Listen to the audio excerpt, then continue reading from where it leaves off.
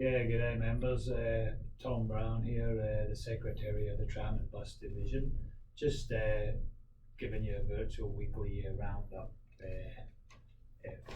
of news. And it looks like with our EBA, or our dispute over casual pay progression, it looks like arbitration is looming fast, and that's where we will get that matter settled. It's a matter that's very, very important to us as a union, because if we don't put a stop to the gradual creeping casualisation in our industry, we'll have the permanent jobs will be a thing of the past as far as Brisbane City Council bus drivers are concerned. So we're really got to make a stand on this, and we'll make our stand in front of the full bench. And very, very shortly, I do hope. A couple of things that have brought this to this point, and it's the first EBA that we've had that will be settled in arbitration, and that's not entirely down to the RTBU. The professionals union were another union that went into dispute prior to the agreement being signed, and they went into dispute over the issue of their membership being covered by the RTBU. They only had a fraction of their membership covered, and they wanted all their members covered, and they still do. So regardless of where we stood on our position, the EBA would have been held up till now. We, of course, have got to bring this issue forward for two main reasons, and one was a few years back, council changed and introduced a merit-based recruitment, for casuals to trainees, rather than the automatic appointment in time. You know, that was a big changer for us, and it made that a traineeship was not guaranteed for the casuals. You know. And then there was a recent requirement that all trainees to become permanent employees must make themselves available for work 24/7, so that they can be placed on any roster at any time. And then many of our casual workers cannot make that commitment because they have families, you know, and so it's a big bar towards them becoming permanent, and therefore being able to go through the pay progression to level 4-5. So we must then fight for fair, and fight for a fair go for our casuals, so that if they have to remain casuals, that they can then progress through the pay levels to level 4-5. So the other one was last week. Council called a snap lockdown. Not council, the government called a snap lockdown in the fight against COVID, and this will happen from time to time. It's not the first time that it's happened, but council's response to this was quite muddled, I would have to say. And we went to them as soon as the lockdown was announced. Said, what does this mean for our hundreds of at-risk drivers? The union's position was that they should be stood down immediately for the length of the lockdown on rostered work. Council eventually agreed to this position, but they also took the stance that they were not going to relay that information to those drivers. So what it meant was that those drivers had to come forward and make themselves known as being at risk and claim that entitlement. Just at that, the union delegates at all the depots swung into action very fast, going by our own lists, and we had a list of our at-risk drivers. That was the drivers over 70, the drivers over 65 with a chronic illness, like asthma or diabetes or something like that. You know, drivers with a compromised immune system like COPD, and Aboriginal and Torres Strait Islanders over the age of 50. You know, so we had those lists from previously, and we, as I said, the delegates swung into action, telling these guys to come forward, and many of them did, and they got their entitlement. So they were able to stay home, stay away from work, and stay safe, and not lose any money.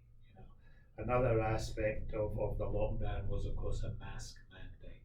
Yeah, you know, the council brought out a staff of which they thought was relaying the mask mandate, but it was only confusing our drivers into thinking that they were on a stricter mandate than the rest of society, because it had a dot point on it saying that bus drivers must wear a mask at all times.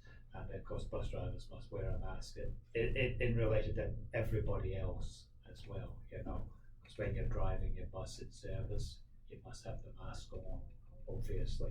We have the union's position has been that we have followed and supported the health advice on this from day one, the government's health advice, and we continue to support the government's health advice. The Chief Health Officer has never put a foot wrong, and has led us through the pandemic, and will continue to lead. Okay. The other thing that I want to talk about is the continuing failure of our bus radios.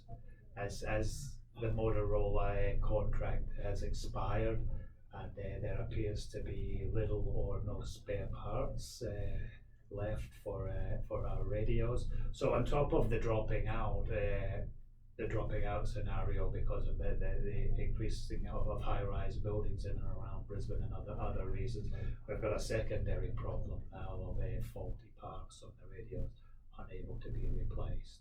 So you have a situation where the situation remains the same: a faulty radio, the bus has to be changed. That radio has to be repaired.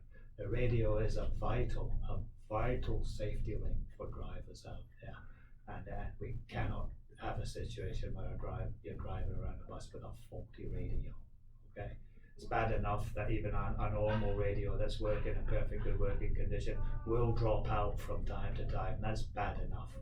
You know, to add to that, you've got a faulty part of your radio. It's just not acceptable.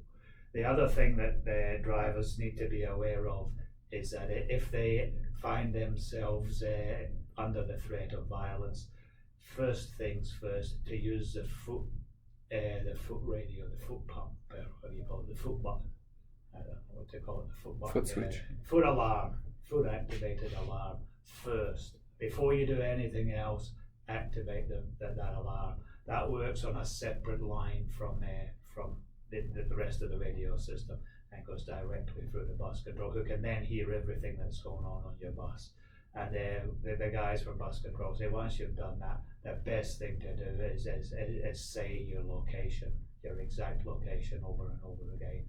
That way they can get help to you quick enough. After you've done that, you're quite willing to do anything else with the other radio. But first things first, activate the foot alarm. Okay. I don't want to say a great deal more. That was basically what I've got for this week. That'll all come out in an e-news going out to members from tomorrow. Another thing that I will say that's not in there is, of course, we've got quite a fair bit of new work coming. You know, the 109s that will be operating from Sherwood to cover the Cross River Rail. But other than that, council is calling in some of its work in the outer rims. The work that went to Southwestern buses many years ago, and the work that went to Hornibrooks many years ago. When it went to those companies, it went to small local companies. Those local companies have now been taken over by a large conglomerate, and the council's no longer comfortable with the arrangement. And it's a good thing, and it's different from what's happening elsewhere in the world, where a local government is deprivatizing work, you know, and taking work back from the private companies. It's different and it's good, but it leaves 29 bus drivers looking for work, you know, and it's a union's hope that we can get them, or most of them, into BCC, because the situation being what it is, we will need drivers. We will need plenty drivers, more than the 30 that's there. And a lot of this work will operate out of Sherwood and the northern work from Eagle Farm. So, you know, anybody, I understand that Sherwood's already screaming for drivers, and some are going from Billabong, some maybe even going from Toowong as well, for it's just to make up drivers looking for extra work, and they're looking to help out. So that's about it. That's a weekly roundup for this week. So hope everybody had a safe Easter, and all yous that did work, make sure that you got paid your penalty rates. Take your payslip to your delegate, and he will work it out to the dollar for you. You deserve those penalty rates, and we will make sure your delegate will make sure you have gotten every penny that you were entitled to. So thanks again, and I'll see you next week. Ta.